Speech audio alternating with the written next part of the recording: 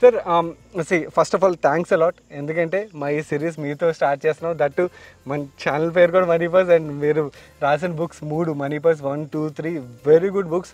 I think Telugu వ్యూవర్స్కి అయితే ఎవరైతే ఉన్నారో రీడర్స్కి చాలా మంచి ఇన్ఫర్మేషన్ అయితే ఈ బుక్స్ ద్వారా మీరు ఫైనాన్షియల్ ఇన్ఫర్మేషన్ షేర్ చేశారు. Sir first of all straight away క్వశ్చన్కి వెళ్ళిపోతున్నాను సార్.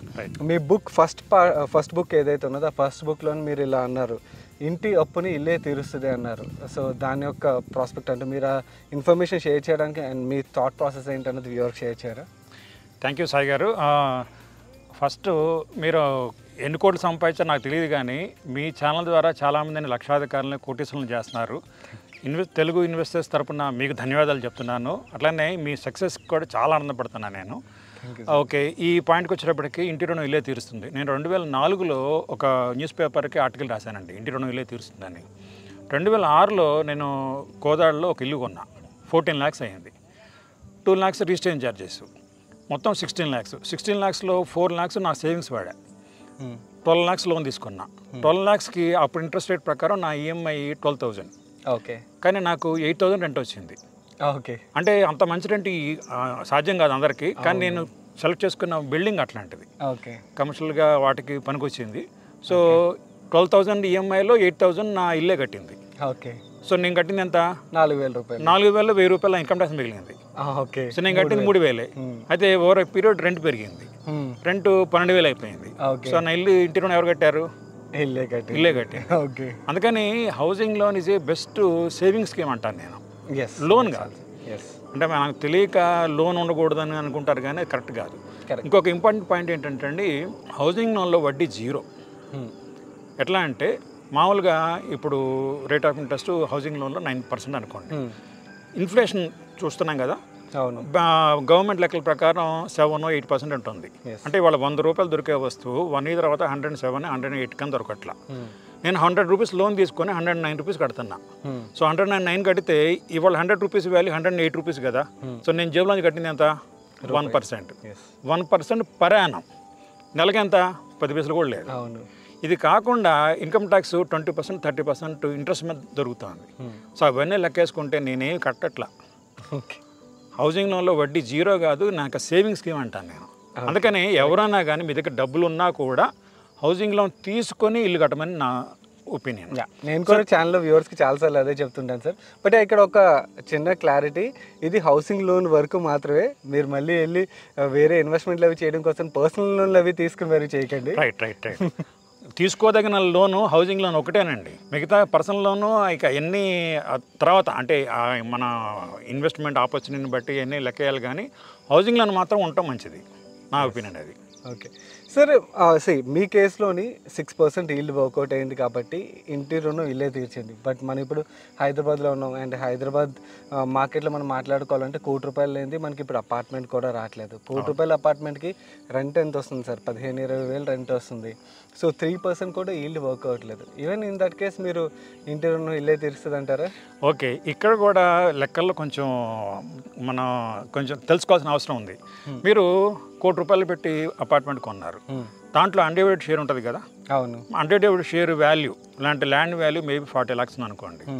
40 lakhs ల్యాండ్ వాల్యూ ఉంటే అది ఓవర్ పీరియడ్ పెరుగుతుంది కదా, అప్రిసియేషన్ ఉంటుంది కదా. దాని మీద రావడం మీరు ఎట్లా లెక్కడం కుదరదు కదా. అంటే నా సలహా ఏంటంటే 1 కోటి రూపాయలు పెట్టి మీరు ప్రాపర్టీ కొంటే 40 lakhs ల్యాండ్ వాల్యూ తీసేయండి. ఓకే, ఎందుకంటే దాని మీద అప్రిసియేషన్ వస్తుంది కదా. మీరు ఎఫెక్టివ్ ఈల్డ్ లెక్కేయాలి, రిటర్న్ ఆన్ ఇన్వెస్ట్మెంట్ లెక్కేస్తున్నారు. నేను 1 కోటి రూపాయల మీద రిటర్న్ ఆన్ ఇన్వెస్ట్మెంట్ లెక్కేద్ది అంటాను. ఎందుకంటే 40 lakhs ప్రాపర్టీ మీద అప్రిసియేషన్ వస్తుంది కాబట్టి దాన్ని పక్కన పెట్టాలి. ఓకే, ఎందుకంటే మీకు రికరింగ్ ఇన్కమ్ లెక్కేయాలి. అంటే మీ ఇన్వెస్ట్మెంట్ 60 lakhs, 60 lakhs మీద ఎంత రిటర్న్ గిట్టుబాటు అవుతుంది అది లెక్కేయడం మంచిది ఫస్ట్ థింగ్. రెండవది రెంట్ పెరుగుతూ ఉంటుంది కదా ఎవ్రీ ఇయర్. సో అవన్నీ లెక్కేసుకుంటే పెద్ద ఇష్యూ కాదండి. ఇంకొకటి ఏంటంటే నా ఒపీనియన్, మనకి రెగ్యులర్ ఇన్కమ్ కావాలండి. రెగ్యులర్ ఇన్కమ్ కావాలంటే నేను అంటే నా పర్సనల్ కూడా నాకు మా కుటుంబం మొత్తానికి ఒక 50-60 వేలు రెంట్స్ వచ్చేటట్టుగా నేను ఏర్పాటు చేసుకున్నా. నేను అంటే ఉద్యోగం రిజైన్ చేసినా కానీ ఇంట్లో కూర్చున్నా ఏ పని చేయకపోయినా 50-60 వేలు వస్తాయి రెంటల్ ఇన్కమ్. మేబీ స్టార్టింగ్లో నా ఇన్కమ్ రెంటల్ ఇన్కమ్ మా కుటుంబం మొత్తానికి 15,000 అట్లా ఉండేది. ఇప్పుడు 50,000 వస్తుంది మా ఫాదర్ ఇవి అన్నీ లెక్కేసుకుంటే. సో నాది పెన్షన్ స్కీమ్ అది. అందుకనే క్యాల్కులేషన్ విధానంలో తేడా ఉందంటాను నేను. కాకపోతే సార్ మనం అన్డివైడెడ్ షేర్ ల్యాండ్ని లెక్కేసుకున్నా కూడా ఎఫెక్టివ్లీ మనకి అన్డివైడెడ్ షేర్ ల్యాండ్ అపార్ట్మెంట్ కొన్నప్పుడు అయితే అది మనకి ఎప్పటికీ రాదు. ఎందుకంటే ఆ కన్స్ట్రక్షన్ ఒక 50 years ఉన్నదనుకోండి లైఫ్, మళ్ళీ అగైన్ రీకన్స్ట్రక్ట్ అవుతుందే కానీ మనకి ఆ ల్యాండ్ అంటూ మనకి సపరేట్గా రాదు కదా. సపరేట్గా రాదు కానీ మనం పెట్టేది ఎంటైర్ ₹1,00,00,000 పెడతాం కదా. పెడతాము కానీ అప్పుడు మళ్ళీ కట్టాలి కదా 50,000 కూడా. అవును. మీరు ఫర్ ఎగ్జాంపుల్ 100 మంది కలిపి ఒక బిల్డింగ్ కొన్నారండి, అపార్ట్మెంట్. మీరు మీ షేర్ అమ్మేస్తే మీ అప్రిషియేటెడ్ వాల్యూ వస్తుందా రాదా? అమ్మితే వస్తుంది. నేను అందుకని క్యాపిటల్ అప్రిసియేషన్ ఉంటుంది కాబట్టి ల్యాండ్ వాల్యూ విడగొట్టి లెక్కేస్తే మనకు బాగుంటుందని ఒక పద్ధతి. రెండవదండి, మనం ఇన్వెస్ట్మెంట్ ఆపర్చునిటీస్ చాలా ఉన్నాయి. అంటే నేను కేవలం రిటర్న్ ఆన్ ఇన్వెస్ట్మెంట్ ఒకటే లెక్కేయకండి. ఇప్పుడు రిటర్న్ ఆన్ ఇన్వెస్ట్మెంట్ లెక్కేసుకుంటే మనకు బాధ అనిపిస్తుంది, ఎఫెక్టివ్ రేట్ ఆఫ్ ఇంట్రెస్ట్. కానీ హౌసింగ్లో ఇంట్రెస్ట్ లెక్కేయండి. మీరు ఎప్పుడైతే మీ ఓన్ మనీ ఇన్వెస్ట్ చేస్తున్నారో అప్పుడు ఈ లెక్కలని మనకు వస్తాయి. కానీ మన డబ్బులు కాదండి, టాటాలు బిర్లాలు కూడా లోన్లతోటి పైకి వచ్చారు. మీరు నేను మన సొంత డబ్బులతో కొట్టడం అంటే పెద్ద ఎవరైనా కట్టగలరు. బ్యాంకు డబ్బులతో మనం ఇల్లు కట్టుకుంటే ఆ దర్జా వేరండి. అందుకని ఆ సేవింగ్ స్కీమ్లోనే ఉంటుంది నా పర్సనల్ ఒపీనియన్. ఎందుకంటే ఇన్ఫ్లేషన్ వల్ల ఇన్ఫ్లేషన్ తగ్గిపోయింది అనుకోండి, ఇన్ఫ్లేషన్ 3% అనుకోండి, అప్పుడు మీ రిటర్న్ ఆన్ ఇన్వెస్ట్మెంట్ లెక్కలు పనికి వస్తాయి.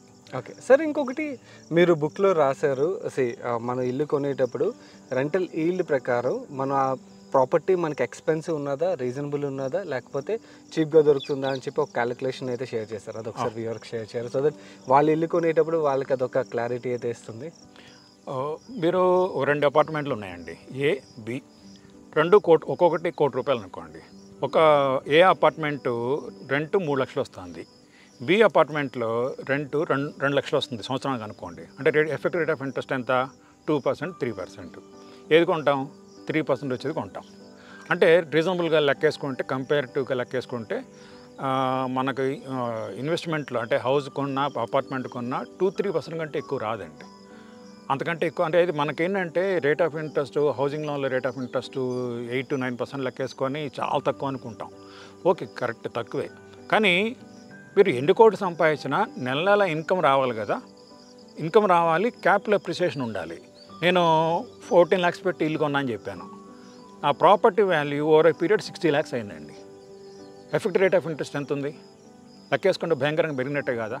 మీరు ఏ ప్రాపర్టీ చూడండి, సిటీలో చూడండి, 5 years బ్యాక్ అపార్ట్మెంట్ రేట్ ఎలా ఉంది అంటే మన ఎఫెక్ట్ రేట్ ఆఫ్ ఇంట్రెస్ట్ కేవలం రెంట్ లెక్కేస్తే చాలదంటాను. క్యాపిటల్ అప్రిసియేషన్ కూడా లెక్కేయాలి ఒకటి. రెండోది, మీ క్యాపిటల్ అప్రిసియేషన్ ఉన్నా లేకున్నా నెల ఇన్కమ్ రావాలంటే హౌసింగ్ లోన్ తీసుకుని అంటే రెంటల్ ఇన్కమ్ వచ్చే హౌస్ తీసుకుంటే చాలా కంఫర్ట్ ఉంటుందండి. దానికి కూడా ప్లాన్లు ఉన్నాయి. ఏంటంటే ఫర్ ఎగ్జాంపుల్ రెంటల్ ఇన్కమ్ వచ్చేటట్టుగా మీరు ఇన్వెస్ట్ చేసుకుంటే ఎఫెక్టివ్ రేట్ ఆఫ్ ఇంట్రెస్ట్ 2-3% స్టార్టింగ్లో ఉంటుంది. కానీ రెంట్ ఎవ్రీ ఇయర్ పెరుగుతూ ఉండదా? మేబీ 1 yearలో 5% యావరేజ్గా పెరుగుద్దండి రెంట్. అట్లీస్ట్ 2 yearsలో 5% పెరుగుతుంది కదా. కాబట్టి మీరు మా ఫాదరు మా ఊళ్ళో ఇల్లు కట్టాము.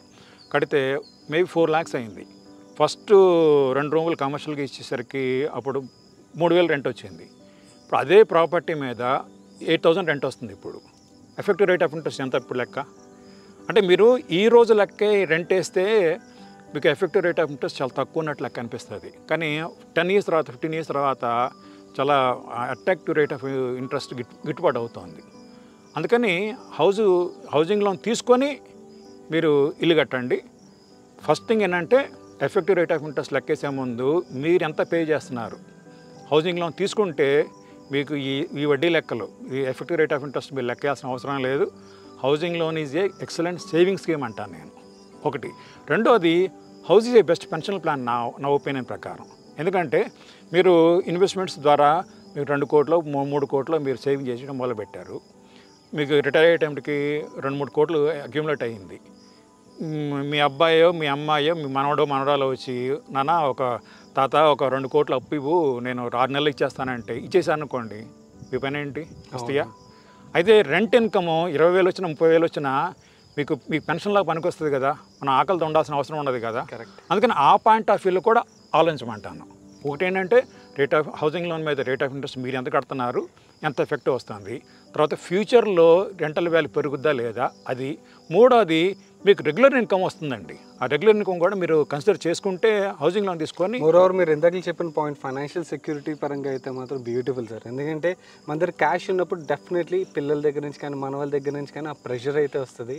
రిటైర్ అయిపోయిన తర్వాత వాళ్ళకి బిజినెస్ పెట్టాలనో లేకపోతే పెళ్ళికనో దేనికో దానికి రిక్వెస్ట్లు వస్తాయి. సో వాళ్ళకి ఇచ్చిన తర్వాత వీళ్ళ పరిస్థితి చాలా దారుణంగా అయిపోతుంది. అంటే ప్రతి ఒక్క మనవడు వీళ్ళని చూసుకోరు, ఆ కొడుకు చూసుకోవడానికి కాదు, బట్ చాలా కేసులు మనం చూస్తున్నాం.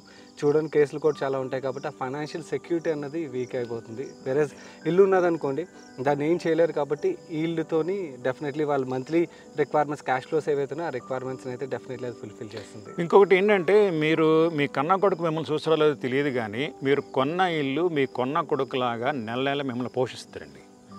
అంతకంటే బెస్ట్ పెన్షన్ ప్లాన్ నా ఉద్దేశం లేదని నేను భావిస్తాను. అది గుడ్ సజెషన్ సార్. కాకపోతే మీ బుక్లో నాకు ఇంకొక కాంట్రరీ వ్యూ ఉన్నది. అంటే మీరు అసెట్ అక్యుములేట్ చేసుకోమని చెప్తున్నారు. It's a good thing. వ్యూవర్కి అయితే చాలా మంచి సజెషన్. ఆ కాంట్రా క్వశ్చన్ అడిగే ముందు గైస్ సార్ ఏదైతే ఇన్ఫర్మేషన్ షేర్ చేశారో దాన్ని మరింత డీప్గా అర్థం చేసుకోవడానికి బుక్ని అయితే చదవడానికి ప్రయత్నించండి. మీరు బుక్స్ చదివినట్టయితే ఇంకొంచెం డీప్గా మీకు ఇన్ఫర్మేషన్ అనేది అర్థమవుతుంది అన్నమాట. అండ్ బుక్స్ చదివినప్పుడు మనం ఆ ఇన్ఫర్మేషన్ని కనెక్ట్ చేసుకోగలుగుతాం. సో బుక్ యొక్క ఏదైతే సార్ది మనీ పర్స్ 1, 2, 3 బుక్స్ ఉన్నాయి, ఆ బుక్స్ యొక్క లింక్స్ కింద కామెంట్ సెక్షన్ ఫస్ట్ కామెంట్లో పిన్ చేసి ఉంచుతాను. తప్పకుండా బుక్స్ చదవడం అయితే మిస్ అవ్వద్దు.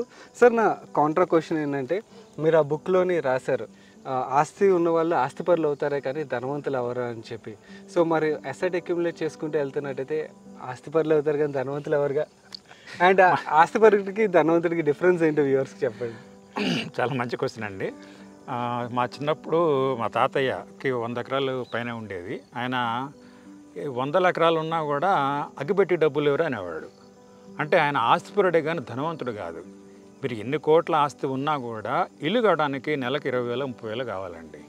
అది లేకపోతే ఆస్తి చూసి ముడిచిపోవడానికి కాదు కదా. అందుకని ఆస్తి ఉన్నా కూడా ఉన్నా లేకున్నా వర్కింగ్ క్యాపిటల్ ప్రాబ్లం రాకూడదు. దానికోసం మనం రెగ్యులర్ ఇన్కమ్ వచ్చినట్టుగా ప్లాన్ చేసుకోవాలి. అయితే మీరు మీ ఛానల్లో చాలాసార్లు చెప్పారు డైవర్సిఫికేషన్ కావాలని. మనం కొంత రియల్ ఎస్టేట్కి పెట్టాల్సిందే, ఎందుకంటే క్యాపిటల్ అప్రిసియేషన్ ఉండాలి, ప్లస్ రెగ్యులర్ ఇన్కమ్ కూడా ఉండాలి. దానికోసం ఈక్విటీ మార్కెట్ వాటిల్లో మనం డిఫరెంట్ బ్యాంక్ డిపాజిట్లో ఎమర్జెన్సీ ఫండ్ కోసం బ్యాంక్ డిపాజిట్లు లేదా డెట్ ఫండ్స్, అయితే లాంగ్ టర్మ్ అసెట్ అంటే వెల్త్ అక్యుములేషన్ కోసం షేర్ మార్కెట్లో ఇన్వెస్ట్మెంటు, మీకు నాలెడ్జ్ ఉంటే షేర్లు కొనటం డైరెక్ట్గా, లేకపోతే నాలెడ్జ్ లేకపోతే మ్యూచువల్ ఫండ్ రూట్ ద్వారా లాంగ్ టర్మ్లో వెల్త్ అక్యుములేషన్ అవుతుంది. కాబట్టి అసెట్స్ పెరగాలి, అట్లానే వర్కింగ్ క్యాపిటల్ ప్రాబ్లం. ఇల్లు కావడానికి కనీసం నెలకు కావాల్సిన 20,000 30,000 50,000 లక్ష రూపాయలు మీ ఖర్చులను బట్టి మీ స్థాయిని బట్టి వెల్త్ అక్యుములేషన్ చేసుకుంటూ కూడా రెగ్యులర్ ఇన్కమ్ కూడా ప్లాన్ చేసుకోవడం అవసరం అండి. సో అయితే క్యాష్ ఫ్లో జనరేట్ చేసి అసెట్స్ని అక్యుములేట్ చేసుకుని at the same time liquid అసెట్స్ని కూడా అక్యుములేట్ చేసుకోమని చెప్తున్నారు. Good suggestion sir. ఎందుకంటే చాలా వరకు మన తెలుగు షేర్స్లో చాలా మంది దగ్గర 90% ఫిక్స్డ్ అసెట్సే ఉంటాయి. అది కూడా చాలా వరకు ఏంటంటే lands are good investment, but cash flow generate అవ్వని అసెట్స్ మీరు అన్నారు, మీ తాతగారు ఎగ్జాంపుల్ చెప్పారు. అలాంటి కేసు చాలా మంది దగ్గర ఉంటుంది. వాళ్ళ మంత్లీ క్యాష్ ఫ్లోస్ ఏవైతే ఉంటే వాటికి స్ట్రగుల్ అవుతూ ఉంటారు. ముఖ్యంగా కోవిడ్లో లాగి ఈచి కొట్టింది. ఎందుకంటే వర్కింగ్ క్యాపిటల్ ఉన్నవాళ్ళు ఇబ్బంది పడకుండా బయటపడ్డారండి. లేకపోతే కేవలం అసెట్స్ అక్యుములేట్ చేసుకొని నాకు దగ్గరికి అంటే చాలామంది వస్తుంటారు. అసెట్స్ అంటే రియల్ ఎస్టేట్లో రిటర్న్స్ చూసి ఇంకా పెట్టి కనీసం తినడానికి ఇబ్బంది పడేవాళ్ళు కూడా నేను చాలా చూశాను. చూసుకోవడానికి బాగానే ఉంటాయి, చూసుకొని మురిసిపోయి ఇల్లు కాకూడదండి. Correct sir. Last question from my side, మీ పర్సనల్ మనీ ఎక్కడ ఇన్వెస్ట్ చేస్తారు? It's a personalize question, comfortable share. Comfortable. ఎందుకంటే నేను నా ఏజ్ ఇప్పుడు 55 అండి. ఒక 5 yearsలో నేను రిటైర్ అవుతాను. నేను ఎస్బీఐలో వర్క్ చేస్తాను. ఫస్ట్ నేను టార్గెట్ చేసింది రెగ్యులర్ ఇన్కమ్ కోసం ప్లాన్ చేశానండి. అంటే చెప్పాను కదా, మా ఫ్యామిలీ మొత్తానికి మా ఫాదర్ వాళ్ళ రెంటల్ ఇన్కమ్ అయినా లెక్కేసుకుంటే ఒక 50,000 రెంట్ వస్తుంది. నేను రిటైర్ అయిపోతే నాకు 50,000 పెన్షన్ వస్తుంది. సో నేను ఏ పని చేసిన ఇంట్లో పడుకున్నా కానీ ₹1,00,000 వచ్చిందనుకోండి, నేను ఏ వేషాలు వేసినా కానీ ఇంట్లో ఏం ఇబ్బంది రాదు. ఫస్ట్ నేను అది ప్లాన్ చేసుకున్నా. అంటే రియల్ ఎస్టేట్లో ఇన్వెస్ట్ చేశాను. అయితే నా ఓన్ మనీ పెట్టలేదు, లోన్లు తీసుకొని నేను రియల్ ఎస్టేట్లో అంటే హౌసింగ్ లోను అట్లాంటివి తీసుకొని ఇన్వెస్ట్ చేసా. రెగ్యులర్ ఇన్కమ్ వచ్చేటట్టుగా ప్లాన్ చేశాను. అది ఆ కోరిక తీరిన తర్వాత, అంటే నేను ఉండటానికి నా రెగ్యులర్ ఇన్కమ్ కోసం ప్లాన్ చేసిన తర్వాత నెక్స్ట్ ఈక్విటీలో ఇన్వెస్ట్ చేయడం మొదలుపెట్టా. సో ఈక్విటీ ఎక్స్పోజర్ నేను చాలా భారీగానే పెంచాను ఇప్పుడు. ఓకే. అంటే ఒక 3 years back major investment real ఎస్టేట్లోనే ఉండేది. కోవిడ్ పెద్ద ఆపర్చునిటీ ఇచ్చింది కదా, ఒకసారి ఢామ్మని పడిపోయేసరికి నేను సంబరపడిపోయాను. అందుకని ఇన్వెస్ట్మెంట్ దాంట్లో చేశాను. ఇప్పుడు మోర్ దెన్ 50% ఈక్విటీలోనే ఉందండి. స్టార్టింగ్లో ఏంటంటే ఇంకొకటి ఏంటంటే ఈ ఇన్వెస్ట్మెంట్ లెక్కేయాలంటే ఇంట్లో కుటుంబ పరిస్థితులను కూడా లెక్కేసుకోవాలి. For example old age pension parents ఉన్నారనుకోండి, అప్పుడు లిక్విడ్ ఫండ్స్ ఎక్కువ పెట్టుకోవాలి. అంటే మీకు ఎట్లా ఇన్వెస్ట్ చేయాలో తెలిస్తే ఈక్విటీలో ఎక్కువ ఇన్వెస్ట్ చేసుకోవడం మంచిది. అది తెలియకపోతే మాత్రం మ్యూచువల్ ఫండ్లో పెట్టుకొని కొంత డెట్ ఫండ్ లేదా బ్యాంక్ డిపాజిట్లు, అసెట్ ఎలొకేషన్ అది ఫాలో కావడం మంచిది. కరెక్ట్. సార్ని ఇంకా చాలా క్వశ్చన్స్ అయితే అడగాలనుకున్నాను, బట్ ఈ వీడియో లెంత్ బాగా పెరిగిపోతుంది. మళ్ళీ ఇంకొక ఇంటర్వ్యూలో అయితే డెఫినెట్లీ సార్ని రిక్వెస్ట్ చేసి ఇంకా చాలా క్వశ్చన్స్, ఇది నేను ఈవెన్ ఒక్క బుక్లో కొంచెం పార్ట్స్ని టచ్ చేశాను. Part 2, part 3 money bus books ఏవైతే వాటిలో ఇంకా చాలా ఇన్ఫర్మేషన్ ఉన్నది. వాటి రిలేటెడ్ క్వశ్చన్స్ కూడా సార్ని అడగాలనుకున్నాను. నెక్స్ట్ సెషన్లోని sir I need one more interview. So ఆ ఇంటర్వ్యూలో I lost those questions. And ఈ వీడియోలో మీకు దొరికిన ఇన్ఫర్మేషన్ హెల్ప్ఫుల్ అయింది అనిపించినట్టయితే తప్పకుండా వీడియోని లైక్ చేయడానికి ప్రయత్నించండి. అండ్ అలాగే సార్ రాసిన బుక్స్ని అయితే తప్పకుండా చదవడానికి ప్రయత్నించండి. అండ్ ఛానల్ సబ్స్క్రైబ్ చేయనట్టయితే తప్పకుండా money bus stocks channel subscribe చేసి పక్కన బెల్ ఐకాన్లోని ఆల్ నోటిఫికేషన్స్ యాక్టివేట్ చేసుకోండి. నేను సాయి కృష్ణపత్రి మరొక ఇంట్రెస్టింగ్ వీడియోతో మీ ముందుకు వస్తాను. Till then bye.